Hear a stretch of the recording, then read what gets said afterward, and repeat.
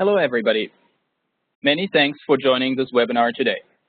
My name is Timur, and I'm the co-chair of the Civil Society Participation Advisory Board for the Global Conference on Cyberspace.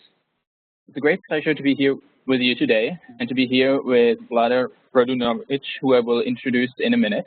But let me first start by providing a few background information for those of you who are joining us for the first time today. This webinar series is taking place in preparation for the Global Conference on Cyberspace, which will take place in The Hague in April essentially next month. The goal of this webinar series is to provide an overview of the different dimensions of cybersecurity and human rights. The series can obviously not cover everything, but tries to be as comprehensive as possible, and the individual webinar sessions are designed to give participants a more detailed overview of a specific cybersecurity topic. Today's topic is international peace and security. Each webinar will start with a 30 to 40-minute presentation, followed by Q&A. I will be helping Vlada to moderate and collect your Q&As, so please feel free to submit any questions you might have during his presentation or afterward using the Q&A window at the bottom right corner of your screen. Please note that this webinar will be recorded and I will be reading your questions out loud. I will not be reading your names, but I will read your questions, so please be aware that this session will be recorded and posted publicly on the website of the Global Conference on Cyberspace. This webinar session is over. There are obviously many different ways to think about cybersecurity and to define cybersecurity. The framing and definition that we are working as part of this webinar series is the definition developed by the Freedom Online Coalition Cybersecurity Working Group in Internet Free and Secure. And the working group last year adopted the following definition, which first of all states that a policy statement which says international human rights law and international humanitarian law apply online as well as offline. Cybersecurity must protect technological innovation and the exercise of human rights. It goes on to define cybersecurity as follows. Cybersecurity is the preservation, through policy, technology, and education, of the availability, confidentiality, and integrity of information and its underlying infrastructure so as to preserve the security of persons both online and offline. For those of you with a technical background, you might notice that this is very similar to the standard that the ISO promulgated in the 27000 standard, which was the basis for this definition. The structure of the webinar series as a whole, by the way, is mirroring the agenda of the Global Conference on Cyberspace, because we want to make sure that what we're focusing on during this webinar series mirrors the conference closely to enable civil society to effectively participate in the conference itself. With that, it's now my great pleasure to introduce you to Vlada, who's the Director for Cybersecurity and E-Diplomacy at the DiploFoundation, and who's kind enough to today give us a lecture on cybersecurity through the lens of the international peace and security debate. And it's a personal pleasure for me, Vlada, to have you join us today, and I will be handing this over to you now. And after the presentation, I will jump back in with hopefully lots of questions from the audience and participants. And with that, I hand it over to you. Thank you, Tim. Thank you for organizing the whole set of webinars, and after all, thank you all for joining. I mean, it's as far as I can see, almost 30 people now joining. Some of the names I luckily know and are good friends with, so I'm so happy to see the good team working on this. I hope you can already see the PowerPoint. As Tim mentioned, feel free at any point to post a question or a comment within a Q&A. We might go back and forth during the presentation, but mostly after it, and the chat space for discussions as well. So the goal of today is to try to dive more into what's happening on a political level when it comes to, I would put it mostly relations between the states, but as I think we'll see by the end of this, it's not really only what happens between the states. We call it international peace and security, and in most of the discussions actually, if you would like to be more or less politically correct or less academically correct, you would probably refer to cyber warfare. but we try to give a broader view and a bit broader perspective than just conflict per se, right? And also confidence building, trust, prevention of conflicts, and all of these things. So I start with the first slide. If there is any problem with hearing me or seeing the slides, just let us know in the chat. I took this illustration from, I think it was one of the editions of Economist a few years ago, of cyber warfare, cyber incidents, the way it might look in a game. But actually, as we'll see today, and I'm sure most of you realize it already, to what extent the internet, we are dependent as society now from the internet, and to what extent the society is dependent on or endangered possibly by cyber attacks. And we'll go through that. Let me go step by step. What are we going to cover today? So as you can see, the contents of today's discussion goes along 4 lines. Cyber armament, where we're going to dive a little bit on what are the weapons and how does it go with using these weapons or not using these weapons by the government. Secondly, cyber conflict, as I mentioned. So cyber war, is it a hype or reality? Can we really say there is a cyber war around, and how do we define it? Third is the conflict prevention. CBNs, you'll again see a lot of acronyms and abbreviations as in every field. So CBM stand for confidence building measures, and then norms, cooperation, and again an acronym, international humanitarian law. And lastly, diplomacy. So what's actually happening? Where are the negotiations? What are the main actors? And what are the challenges when it comes to negotiations? I will start now with cyber armament, and actually probably starting from what are the weapons and what are the tools. I know that last week and the weeks before you had also webinars. I don't know how many of you actually managed to follow those as well, where you mapped a little bit more on technical aspects and technical background of the risks on the internet. But what I want to focus now on is actually the following. There is different, this is just one way to present different weapons in the cyberspace, or something that can be used as a weapon, whether for criminal purposes or for warfare purposes, terrorism, personal, whatever it is, the reason behind, and whatever the target is. So you have a lot of software flows, protocol flows, and mind flows. Mind flows, as I suspect most of you understand, is probably the weakest link is the human being on the internet. And social engineering and all the frauds and stuff start from misbehavior or simply reckless behavior of users on the internet. And then out of that, you can actually have a malware as a kind of a weapon. And you've seen all these discussions about the risks that viruses cause. We'll mention some of them: Trojans, worms, and all of those malware that can actually take some information from you or take over your computer or anyone else's computer or system to do something else than what you actually want it to do. The second big group of weapons or tools might be botnets.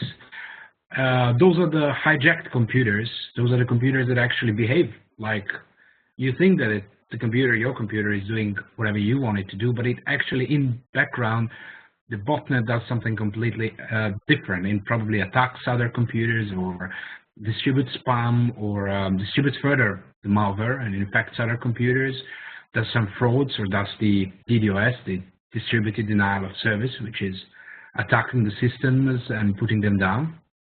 And there's some information or some academic articles saying that, estimating that about 5 to 10% of computers at every moment, globally are actually acting as bots, which means out of now 30-something of us, it might actually happen that about 2 to 3 of us now at this moment have a bot, a computer which actually attacks somewhere in Sweden or wherever, or distributes spam and so on. So make sure that you scan the computer at the end.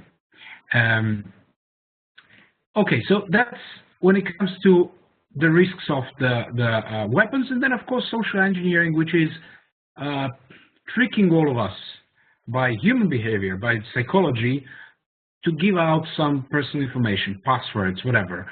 Usually it goes as pretending that someone is pretending that it's your the administrator of your company system, for instance, sending you an email saying, I'm your administrator of your system, please, we need to reboot or restart the system or restart the passwords, please send us the passwords.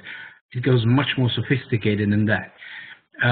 The way to trick you, to give more information so that the perpetrators can actually enter the system, plug in the malware, which can then produce more botnets or whatever the interaction between these weapons is. I will not go too much into details of that. I'm sure within the other webinars and also at the pre-event, we'll discuss more on the technical side of that and risks. And we can discuss it later through the Q&A as well, if you have questions. The point is, all of those flaws, if you wish, and the weapons actually come from cybercrime. They actually emerge in the cybercrime niche. They're explored and exploited for cybercrime purposes mostly, or initially. The malware products are readily available to be bought on the internet. So if you know how to access dark web or these dark markets online, you can easily buy a virus, a Trojan, very adapted to all you can do. So it's really, you don't need a lot of knowledge to do that. You don't even need a lot of money to spend.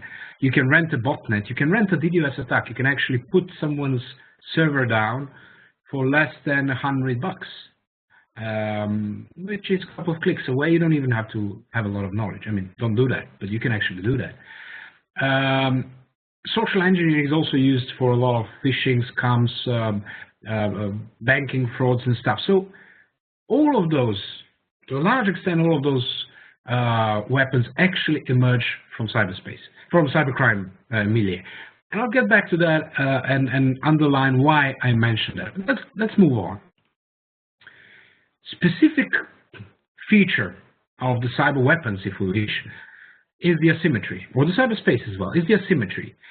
As I mentioned, for quite a symbolic amount of money and quite a symbolic quantity of knowledge, you can currently buy readily made products, weapons online, to put the servers down, to distribute scam, spam, to infect computers further and so on. And I did a research, it was I think a year and a half ago. If you want to do a country scale attack, something like what happened in Estonia in 2007, we'll mention it later on, which can cause a damage of about €500 million per day for a country like Switzerland.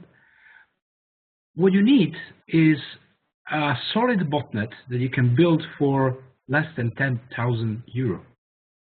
So note that for €10,000 and with quite a few knowledge, you can actually attack a country and put down a lot of its infrastructure and cause damage of €500 million per day. There is a huge asymmetry, which when we turn to military aspects or defense aspects, also shows that the big players do not necessarily need to be big anymore. In the sense of the small actors, even the small groups of hackers can put the countries down. Small countries might even have an advantage, military-wise, in this kind of cyber conflict if it comes to one. So asymmetry is a very important aspect of cyberspace and the threats that come from cyberspace. The second one is the speed or the pace of development of technologies and law and usage. So technology is definitely the fastest with the fastest pace. So it's basically being developed day by day, and we are all aware the pace of technology and the pace of the need to change the mobile phone again because new set of smartphones has appeared, or computers, tablets, and so on. Then you have a little bit fewer pace of adopting new technologies for malpurposes, for malware, cyber attacks, and so on. Because the hacker, but when I'm mentioning hackers, please be aware that I'm now referring to the dark hat ones, those that are actually the perpetrators, the criminals. There are a lot of hackers which are actually the good ones. So the criminals basically are the ones that are savvy, technically savvy, early adopters of new technologies, and quite fast in implementing them for cybercrime purposes.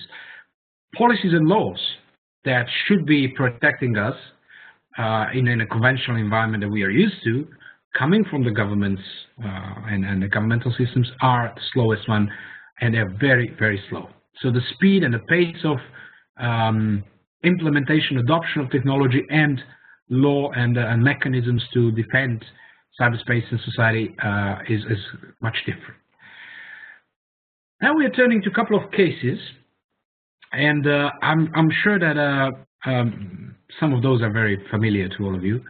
The case of Estonia, 2007, we had a huge country-scale attack that I mentioned, which basically put down for a couple of days, or I think it was even 2 weeks, a number of banks, media, financial sector, e-government services in a country which is quite, and back then even, was quite advanced, which caused a huge damage, which caused even quite some panic in a society which simply ceased working in such environment, an environment of a vast cyber attack. There were a lot of debates whether we can call it a cyber war. We'll get back to that, but that's a very famous one. Then, again, I'm sure many of you have heard about the Stuxnet, and I think you actually mentioned in some of the previous webinars, which was probably the first visible case of a malware, a virus, which was adapted in such a way that it can actually cause physical damage. So not deleting the data, not putting down the computer, but actually changing the way the controllers in a facility such as a nuclear plant in Iran start misbehaving. Literally changing the speed of the turbines which were doing the enrichment of uranium in the nuclear power plant, speeding them up, slamming them down, resulting with a physical damage of the facility. So that was the first recorded case.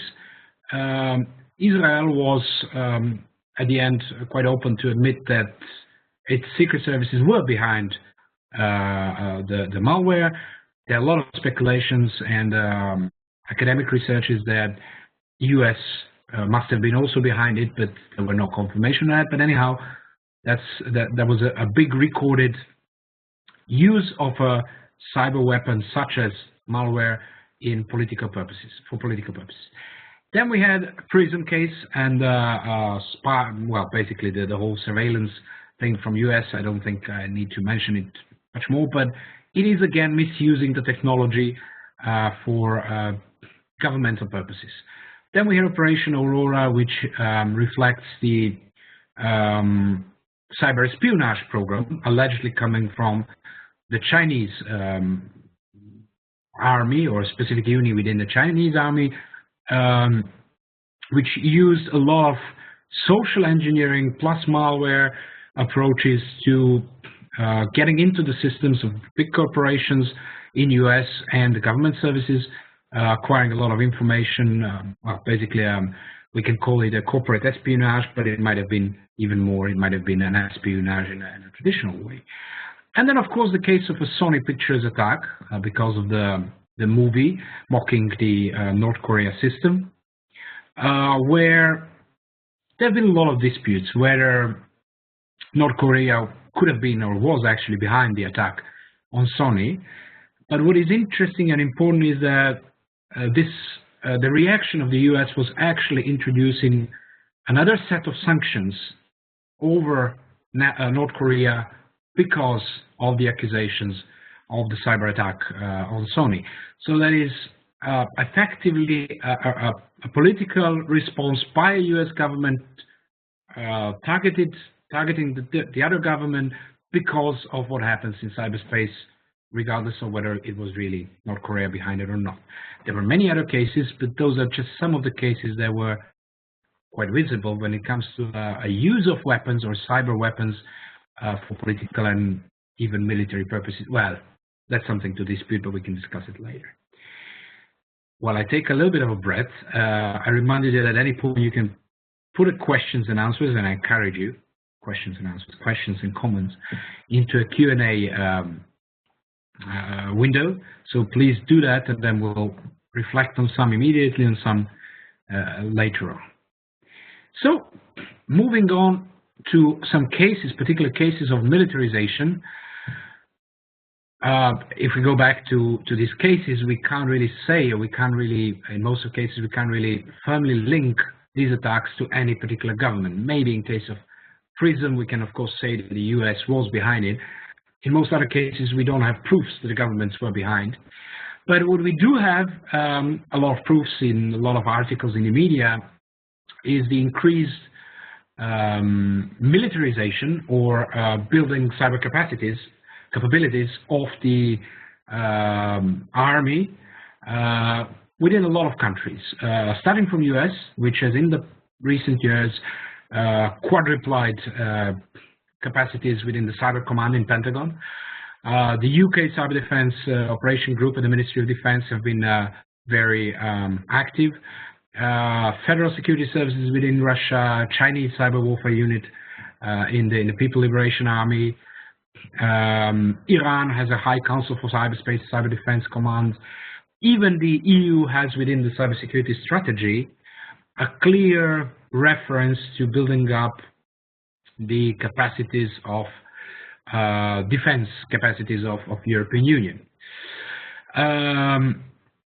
So basically, we are witnessing clearly the cyber armament, if we wish to call it that way, across the countries. And one of the reports, one of the major reports of the UN system, which is the governmental group of experts of the UN, dealing with, in a way, international peace and security, we'll touch upon that later, actually raised the concern quite clearly about the increasing armament and militarization of the cyberspace and armament of by the countries and using and misusing the cyber weapons.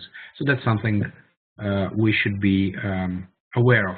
Now, going back for a minute on what I mentioned, that most of the weapons actually originate from the field of cybercrime, actually are engineered within the cybercrime milieu. So one of the responses to increasing tensions in cyberspace might actually be opposite. It might be combating the cybercrime and cutting the source of developing of the weapons, rather than going for adapting the weapons and adjusting them, taking from the cybercrime milieu, adjusting them to military purposes. Whether that's possible or not, whether that's utopia to think this is possible, that's something we can discuss. But we'll get back to that. A couple of good questions, but we'll get back to that when we get back to Q&A. If there is any direct clarification you need, let me know. Moving on to cyber conflicts, and I think, well, basically, maybe that's now the time for Charles. Charles, help me to put on the first poll that we have. So we want to also sound a little bit of your thoughts about it.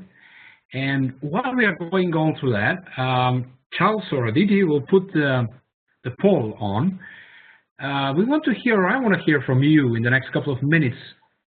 Do you think that actually we're living in time of cyber war? We're having all these examples of attacks, hacking. We have a lot of recent examples of backdoors in hard drives, of misused SIM cards, more and more things that we can basically be concerned with. But does it mean that we actually are living in the time of cyber war? So Aditi will put on the poll, but in the meantime, we're going on to yeah, the poll is on. You have 2 minutes, so please fill in what you think, whether we are living in time of a cyber war. And in the meantime, let's look at where we are when it comes to technologies. I call this slide future in the past, because a lot of us think that it's actually something that's coming. But if those of you that might have been, and I had the chance to be at a Global Mobile Congress 2 weeks ago in Barcelona, we could see quite some snapshots of Internet of Things, which means that cities and societies depend more and more, and even our homes, if we wish, the refrigerators, cars, coffee machines, toothbrush. I've seen a toothbrush which actually is connected to your mobile phone and telling you whether you're brushing your teeth well or not. But besides these funny things in the home, we are going to have transportation, which means a whole set of traffic things: air traffic, marine traffic, city traffic, social services, health, environment services, energy sector, power plants, nuclear plants, all of that connected to the internet. And it's happening now. So what if, with a single click of a mouse, you could launch a DDoS attack, a distributed denial of service attack,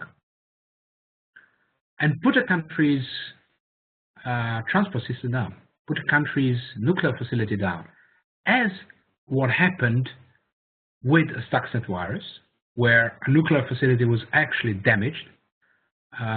Would it be possible? And current response is, it would be. It's not as simple, but actually it would be. So this is one of the big risks of the cyberspace in the society today, is how the technology can be misused to put a country down. Now that's where we are coming to a terrain of cyber war. Whether these kind of things, we saw that they are actually taking place to some extent, where these kind of things can actually lead to cyber warfare. The poll is over. I don't know if we can see the results. Thanks, Charles. Thanks, Aditi. So you say 14 out of 34 of you say that, so 40% of you say that we are actually living in the time of a cyber war. That's very interesting. And 23% of you think that we are not living in time of cyber war. And we purposely asked you only yes and no, without maybe, because maybe would be probably the most dominant answer. We wanted to see if you would need to choose. Now, before we go on, I'm shifting now to a second question. We're shifting the question from a different angle. The previous one was, are we living in a time of cyber war? Now, I'm rather going to ask you, are we living in a time of cyber peace? So, Charles, Aditi, please put on the second poll with the second question. So, are we actually living in a time of cyber peace? While you're voting or expressing your opinion, let's go on to the cyber warfare. And as you can see from one of those illustrations, this is actually happening, and this is what the armies are coming closer to. Cyber warfare is basically discussed as one of the fifth, or cyber domain is openly discussed as a fifth domain besides sea, ground, air, and space, and so on, as a fifth domain of warfare. So in that sense, we can actually say that cyberspace will be a future of cyber war, or a future war.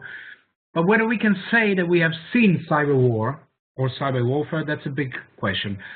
Most of discussions, the academic discussions and political discussions, restrain from saying that we are actually seeing the cyber war, because we don't know how to define cyber war. We don't know how to define yet the act of force in cyberspace. We'll get back to that. So most of the people refrain from mentioning cyber war in official phrases. Colloquially, we might be discussing it, but cyber warfare is discussed within the framework of warfare. And that's what we could have seen, those of you that might have chance to be at the Munich Security Conference one of the biggest events of the year when it comes to security, is, and this is a graph from the report of the Munich Security Conference, that cyber attacks are considered as one of the very important components of the future, or maybe today, hybrid war. So it rather would not stand alone as cyber war. Some authors say that it's unexpected, kind of a cyber Pearl Harbor is not really expected, because if you really put down someone's energy sector or electricity in a town, it doesn't make sense military-wise unless you do something else, unless you do an invasion or you want to do something else. So for the time being, it's unlikely that a standalone cyber war will show up, but it might rather be a part of warfare.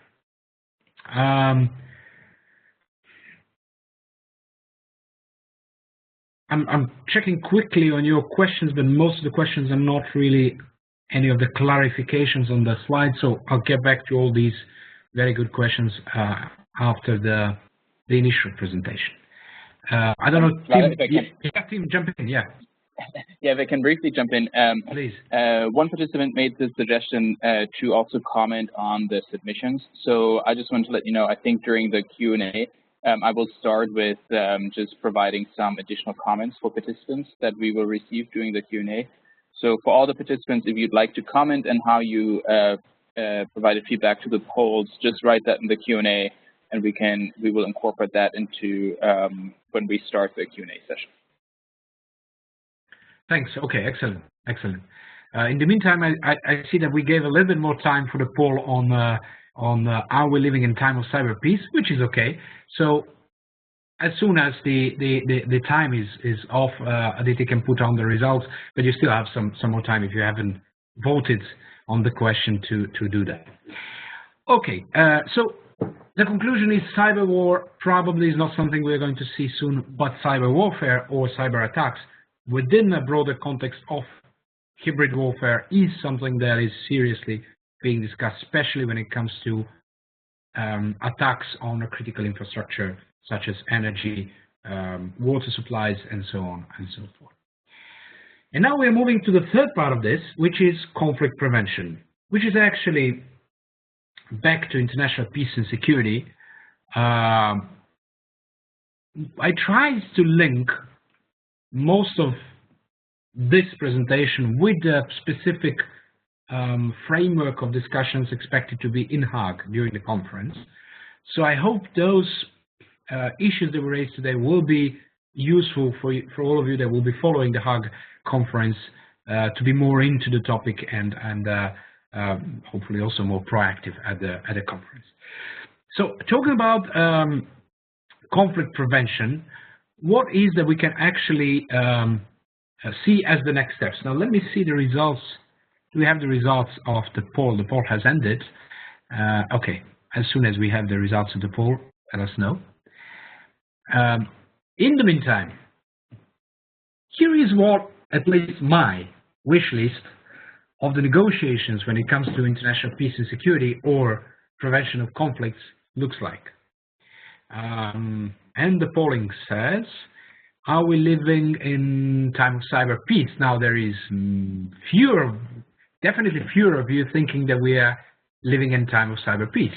Only 9% of you, and then 53% of you say that we're not living in a time of cyber peace. So actually what I expected is that the conclusion is we can't really say that it's time of cyber war, but it's definitely not a time of cyber peace.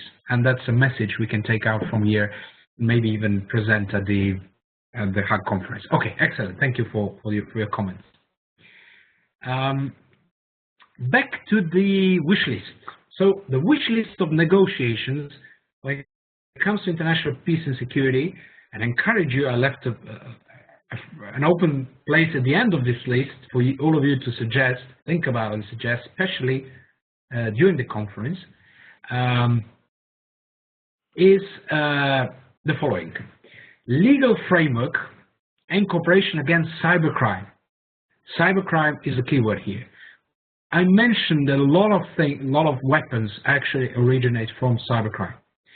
Hunting down on cybercrime markets and effective cooperation between the governments on cybercrime markets might diminish the chance of misusing cyber weapons or developing cyber weapons in the first place and then misusing them for the purpose of warfare. There are a lot of frameworks when it comes to cybercrime, and we'll have a different webinar focused on cybercrime, so I'm not going to go into that. But we can say that to some extent, cooperation against cybercrime is moving on. It could be much better, but there are certain frameworks, there are certain conventions like Convention on Cybercrime of Council of Europe and so on. Second one is confidence building measures, CBMs, with regards to cooperation on critical infrastructure protection and response to cyber incidents. Confidence building measures, and we'll take a closer look now, is something that's quite hot now. There'll be a lot of discussions during the Hague conference on confidence building measures. And that's something that is developing and is, rather than just a cooperation on an operational level when it comes to cybercrime, confidence building measures are on a high level, most on the level of ministers of foreign affairs, ministers of defense, also of interior, and so on. On some specific measures, we'll take a look. So that's in a way developing and happening more and more. Defining cyber conflict and application of international humanitarian law is something that's pending. There are a few attempts on that, but it's quite pending. Setting the norms of behavior is probably something we wish to see more, but that requires high level of diplomatic and political engagement, and it also includes a lot of aspects of control of the internet, control of the traffic, surveillance, censorship, national jurisdiction when it comes to behavior in cyberspace, and that's a tricky terrain. So we are a little bit far from that. Control of proliferation of cyber weapons and dual-use technologies.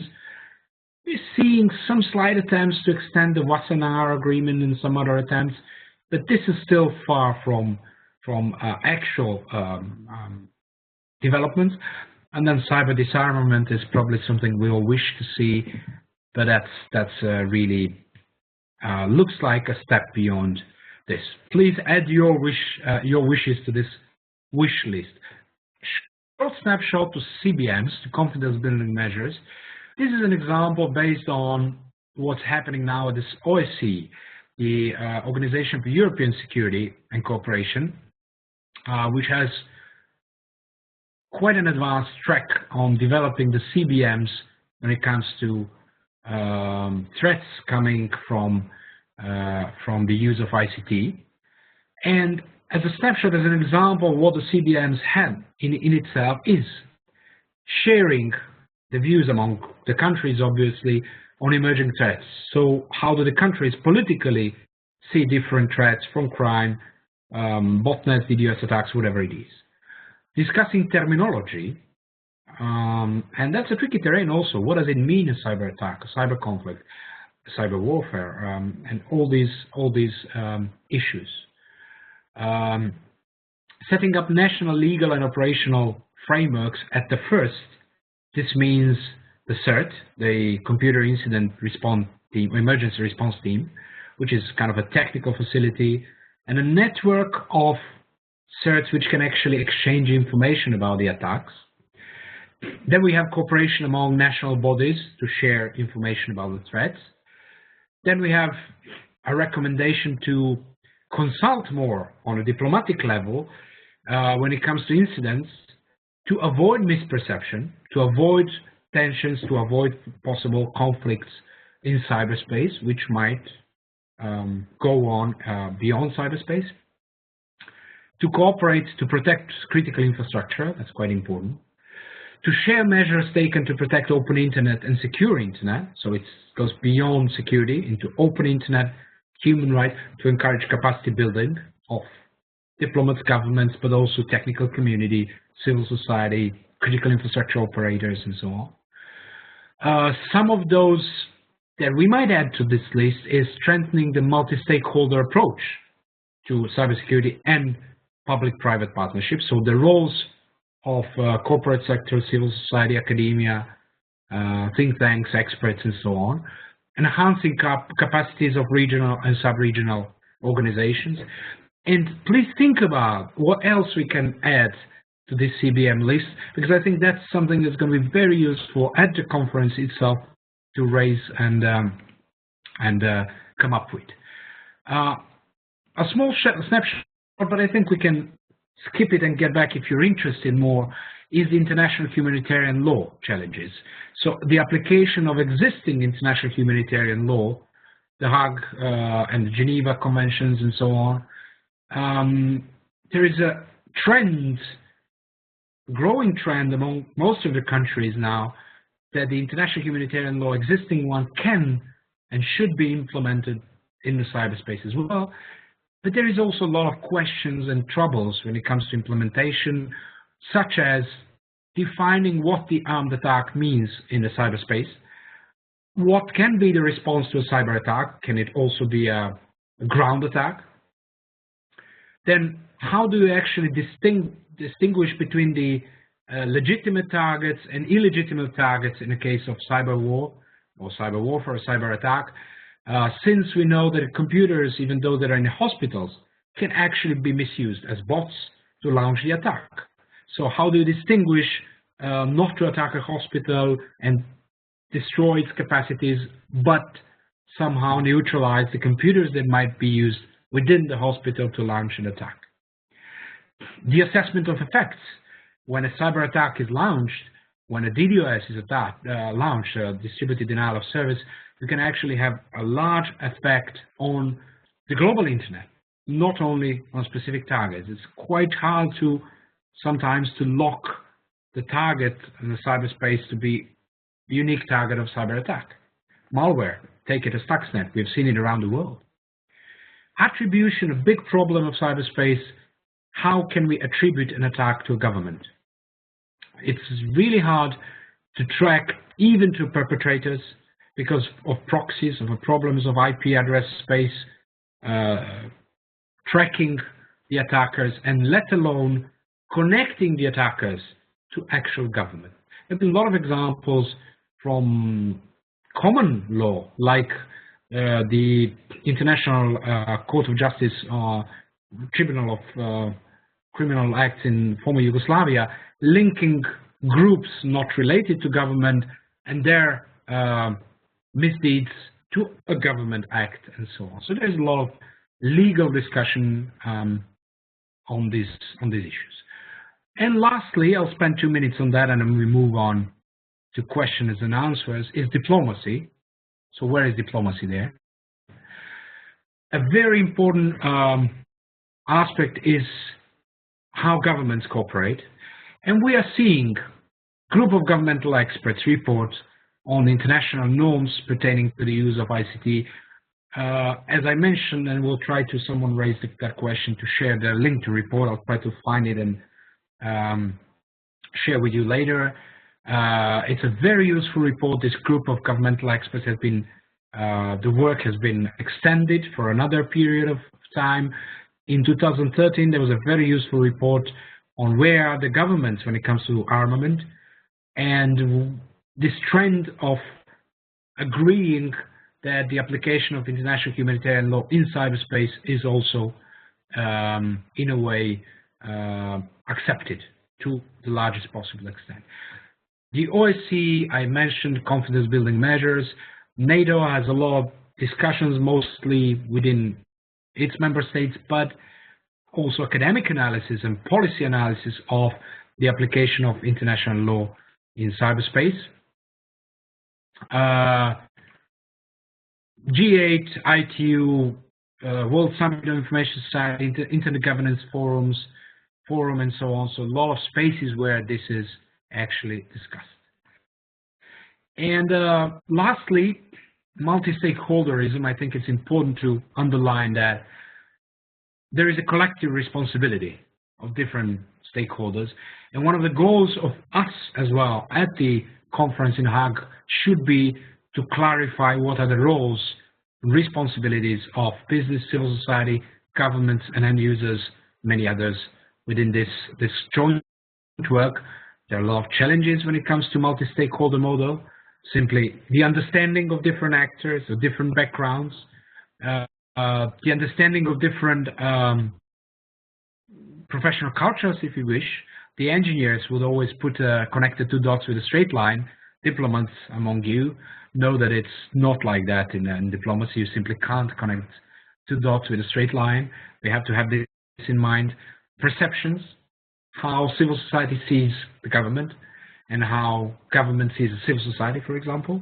So perceptions are very, very important. Chain effects. When you make a change in cybersecurity area, this also reflects human rights, surveillance, privacy, freedoms of expression, and so on. And lastly, having this more holistic view to cybersecurity, which includes human rights, prevention, digital hygiene, literacy, all these things that I think civil society to a large extent can help with.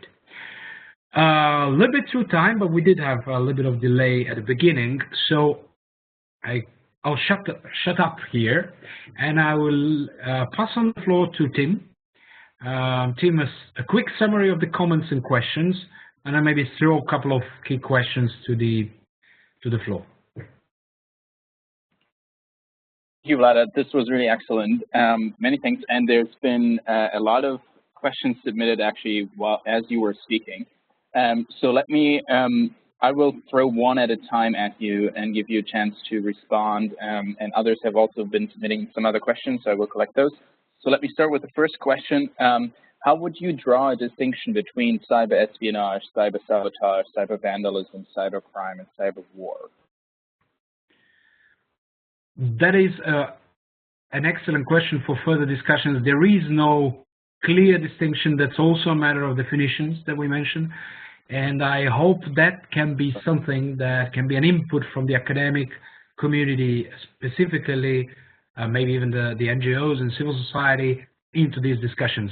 When it comes to cyber warfare, as I said, there is no clear definition even of cyber warfare and cyber attacks.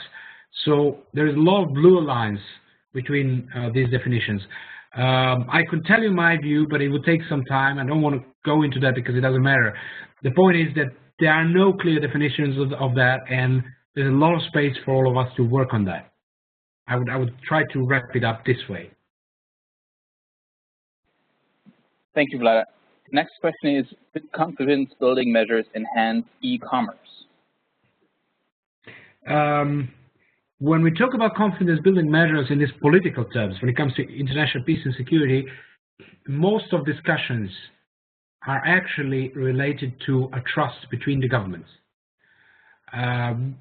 So we're talking about a cooperation between the governments in order to avoid conflicts and incidents and ultimately cyber attacks and cyber conflicts. Though that doesn't mean that we should exclude corporate sector, including e-commerce aspects, and mostly corporate sector that is included in international peace and security discussions is the corporate sector related to critical infrastructure or supercritical infrastructure, especially nuclear power plants, energy sector, telecommunications, so on.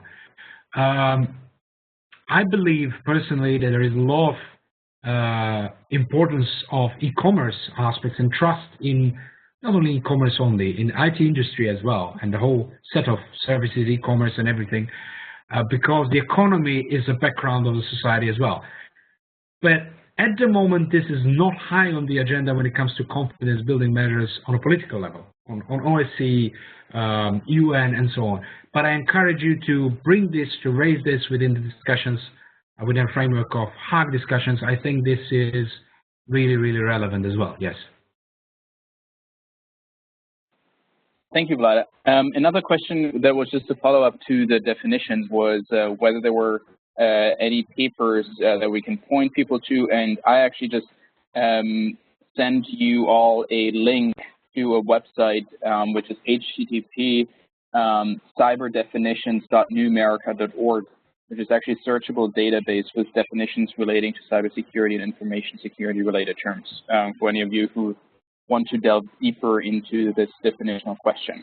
Well, the next question relating to the is, hasn't the discussion on cyberspace become more complex than, say, a year ago? Does adding these layers of complexity help or hinder discussions on the stability of cyberspace?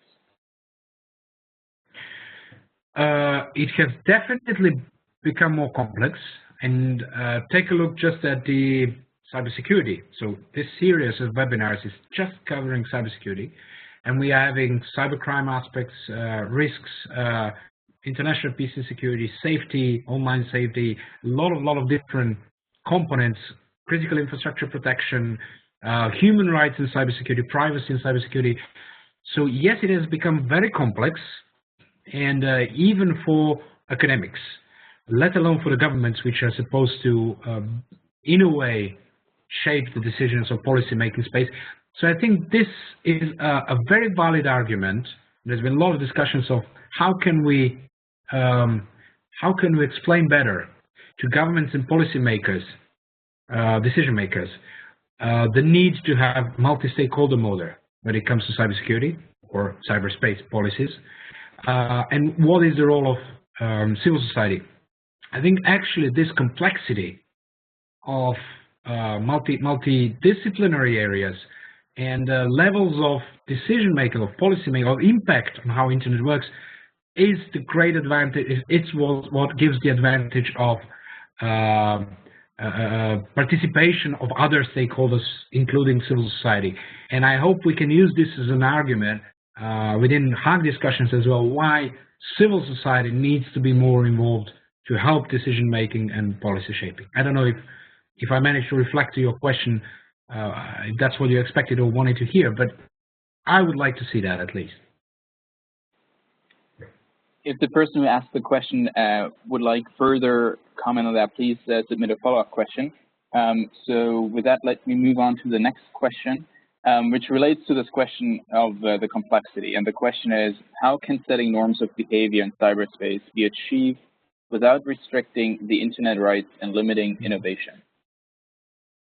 Well, if I would give a response to that, I guess a Nobel Prize would be definitely mine. That's a big challenge. My take is that the more things go into militarization and cyber armament, the more the discussions are politicized. The more the discussions are politicized, the less of taking care of human rights and end users and civilians and citizens is in the account. So I think depoliticization of these discussions is a must, and that's something we should influence more. Let me give you an example. Within the OSCE discussions on confidence building measures, confidence building measure number 3 is conflict prevention. But confidence building measure number 1, I think, or 2 is the cooperation, setting up national CERTs, computer emergency response teams, and then cooperation between CERTs and police, law enforcement agencies within the countries to combat cybercrime. Now, if cooperation between the CERTs would be depoliticized, that means if the CERTs would be able to share the information about the incidents, botnet attacks, DDoS attacks, malware in the countries, among the countries, on a technical level, and try to cope with those without going into political level, that would be probably much simpler. Once it goes on a political level, who does it, why it's done, it goes already to diplomats, the tensions raise. If diplomats are not trained well to understand what's actually behind that, things escalate. And I think depolitization of cooperation is a must. That's something we simply need to try to bring more into these discussions, and I think that's again the merit of a multi-stakeholder model. Thanks a lot. The next question focuses on the international humanitarian law aspect, and the question is, what does international humanitarian law say about collateral damage to innocent civilians affected by cyber attacks and counterattacks?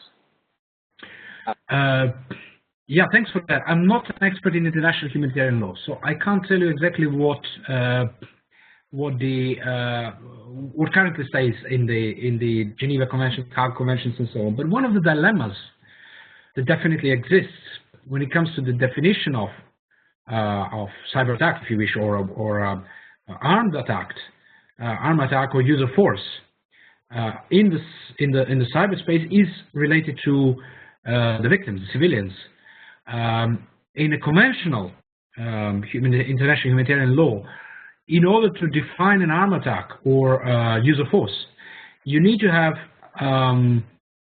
if I could put it collaterally, a bloodshed. You need to have civilian victims. You need to have, simply you need to have victims. And you need to have huge damage, physical damage. Those of you that are lawyers might actually be able to explain it better. We can't have it, or can we have it in a cyberspace? When we talk about malware, when we talk about botnets, in most cases, you don't have the victims directly. You can put down the factory even.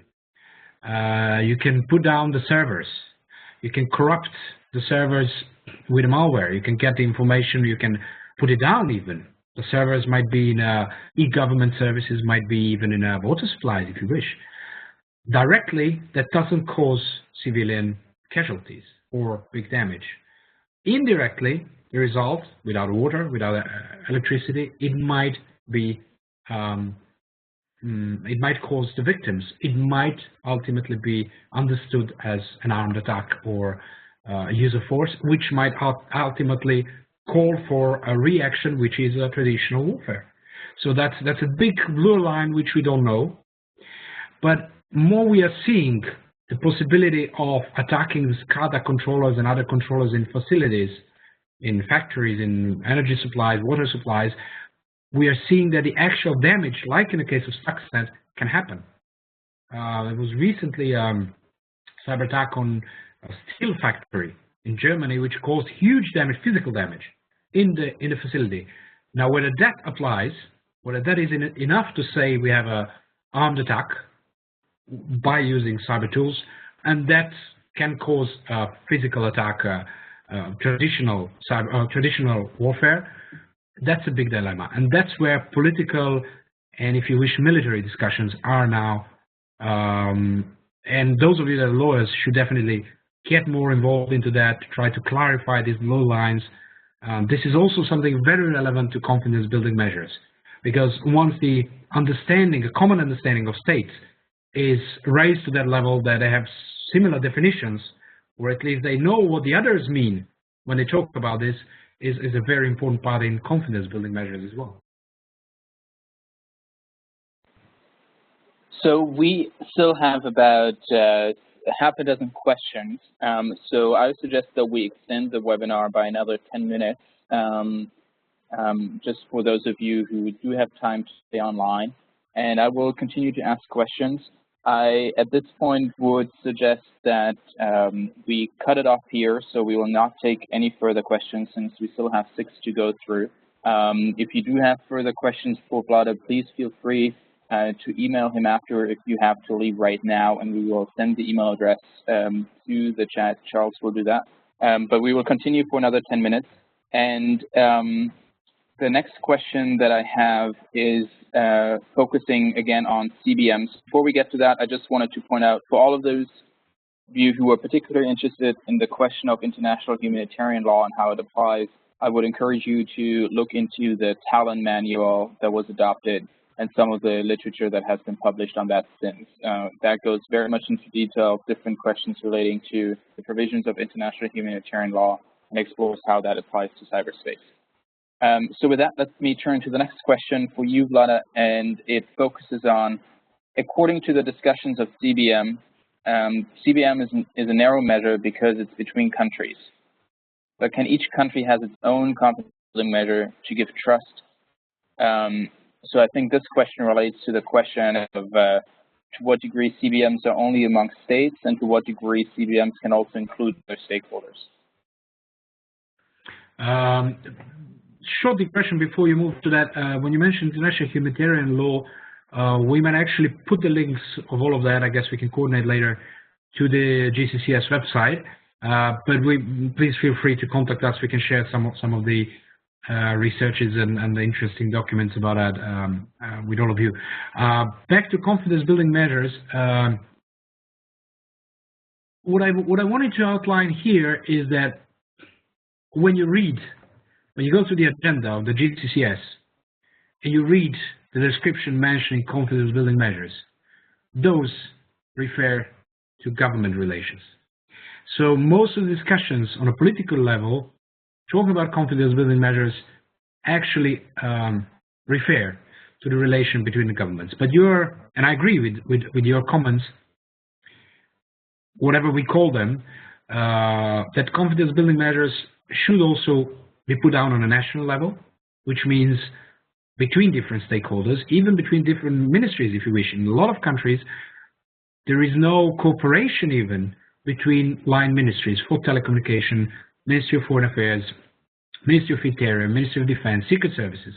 So even there, and even the local IT industry, other financial sector and so on. So yes, I think there will be a different approach. There will be a different model of building confidence. And I mostly related to trust. There is, on a global as well as on a local level, a lot of diminished trust in corporate sector and in the governments. In the governments, trust was diminished by surveillance actions, censorship, and so on and so forth. In the corporate sector, we have seen in the recent weeks even a lot of backdoors in hard drives, corrupted SIM cards, a lot of cooperation even in PRISM case, a lot of cooperation between the corporate sector and government.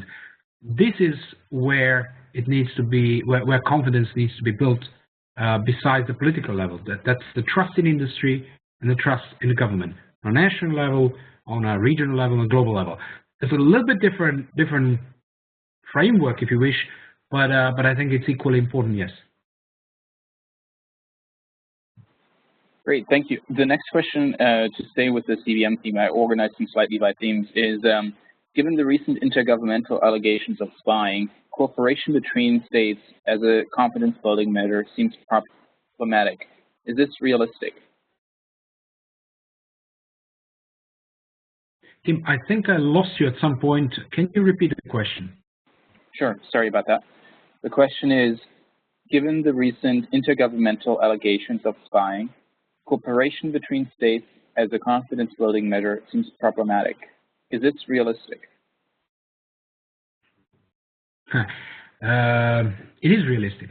I think there are higher interest in all of that. The trust between the governments has been diminished as well. But this is nothing new. I mean, we've seen that in a number of cases, not related to cyberspace. But ultimately, as long as the tensions do not grow too high, there is a cooperation on many other levels. So even after the PRISM revelations, the cooperation between, well, even if you wish, Germany and US has continued in different fields. So I don't think that this would inevitably cause a cease of dialogue and a cease of confidence building measures. On contrary, to some extent, it might help it, because then the stronger parties, in this case the US, have lost a little bit of leverage. Trust is something they've lost. So they might need to be more prone to compromises. And that might actually bring more advanced to confidence building measures. I'm not, of course, advocating more of these cases of PRISM, but I would say that in international relations, this doesn't necessarily undermine, at least on this level, this doesn't undermine confidence building measures. We haven't seen it. In OSCE, it works quite well. There are stumbling stones between Russia and US, for instance, when it comes to even definitions, an approach to understanding each other, but especially when it comes to cyber conflicts. But there is understanding on, for instance, application of international humanitarian law between even Russia, China, and US within the governmental group of experts in the UN. So there is a lot of understanding in spite of diminished trust. Thank you. We have 5 more questions to go. The next one is, what are the economics aspects of cyber war, cybersecurity? We have market structure for defense, technology, software. So what are the economic aspects of cyber war and such? Well, I suppose the economic aspects of any war are known. But if we are talking about having a cyber attack, set of cyber attacks, or using cyber space within the warfare, then we're talking about warfare, and then we're talking about the implications on economy. But if we are talking about not a warfare, not a war, but we are talking about these incidents that we are seeing that we can't really classify as a warfare yet, such as espionage, such as surveillance, such as Stuxnet attacks, even DDoS attacks. I think this goes back to diminishing the trust in the government and corporate sector, because let me remind you, in most of these cases, let's take a look at PRISM. There was a strong cooperation between corporate sector, big corporate sector, and the US government. In the case of Stuxnet, it was quite clear that in order to be able to do such an attack, US government or Israeli government, if we don't know officially it was US government, had to have intelligence, information that was strictly related to specific system used in Iran, which was provided by Siemens. So there was inevitably a close cooperation in one way or another between the government and Siemens, which diminishes again the trust in the corporate sector. So I think all these incidents to a large extent diminish not only the trust in government, but also the trust in the corporate sector, which ultimately does result in economical effects. Maybe that results actually in downscaling the big corporate sector and giving more chance to the new one, to emerging innovations, emerging services, and so on. That's something that's a very interesting bit to research. And if there are interested researchers, that'll be very interesting to see to what extent these incidents actually might help innovations and new services. The next question is, one challenge that many cloud-based companies face is that countries, in an effort to block cyber attacks and access to hacker websites, are blocking their citizens' access every site using our cloud services. What to do? How can I put it in a tweet? Technically, of course, that's a matter of misunderstanding how to deal with the issues. Technically speaking, you don't need to block the whole set of services in order to block some part of a content. And my personal view, and I know I have a lot of like-minded people, is that blocking, censoring is not a solution for anything. It simply doesn't help, because you can find a way, if you wish, to come to information through proxies or whatever. So blocking is not a way, especially not blocking the whole set of services. I think this is a technical issue. I think this is something that needs to be worked on between the government and technical sector, technical community, academy, and corporate sector to find the best practical approach to that. Unfortunately, some governments don't have interest in that. Some governments do not understand. Some governments do want to block more than it's necessary. So it's also a political issue. It's also a political issue that should be raised on a national level. But I think capacity building and awareness raising of the governments that it doesn't have to be done that way is a big thing. Thank you, Vlada. And the last question of the day and for this webinar is, what could cyber defense architecture actually look like? In conventional warfare, countries defend borders and airspace. At what level can countries build their defenses against attackers in cyber war? I probably can't tell you how it should look like. I can tell you what the trends are. And the trends are both defensive and offensive capacities of the army. You can see a lot of armies which are basically building both defensive and, well, they don't call it offensive, they call it reactive capacities of the army, which means on an offensive side or reactive side, it means being able to use some of the weapons to launch a counterattack. Malware, adjusted malware, DDoS attacks, utilizing botnets, which again are part of the criminal milieu. On the defensive side, which is more important, and I assume every army really needs to have a defensive capacity or capability when it comes to cyberspace, and mostly boils down to protection of critical infrastructure, communication channels, supercritical infrastructure, energy, power plants, and these kind of things, telecommunications, by technology, which means, in a way, building up the CERTs, so computer emergency response teams, not only one single on a national level, but a lot of small CERTs within key institutions, government services, telecommunication services, so that in case of attack, there could be technical response, practical response, operational response to attack, diminishing the risks, cutting off the attack, retaliating if it's needed.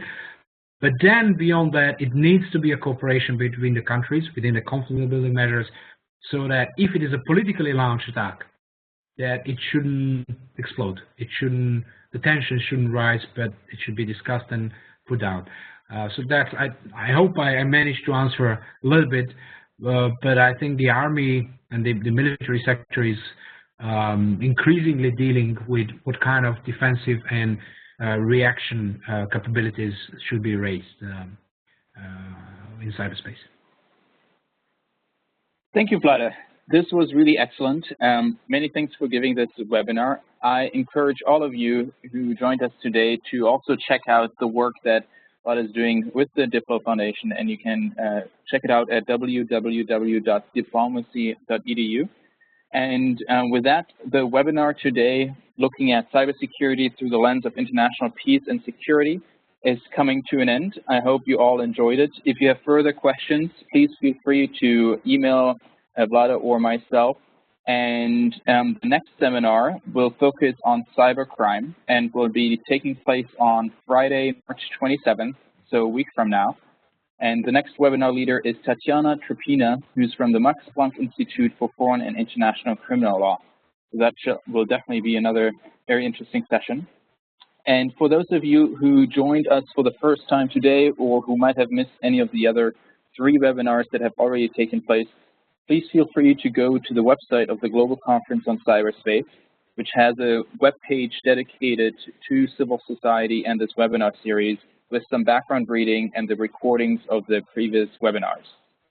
With that, I hope you all have a nice weekend, and we look forward to seeing hopefully many of you next week for the next webinar session. Thank you. Goodbye. And thanks again to you, Vlada. Thank you, Tim. Thank you all. Thank you for coming. Bye-bye.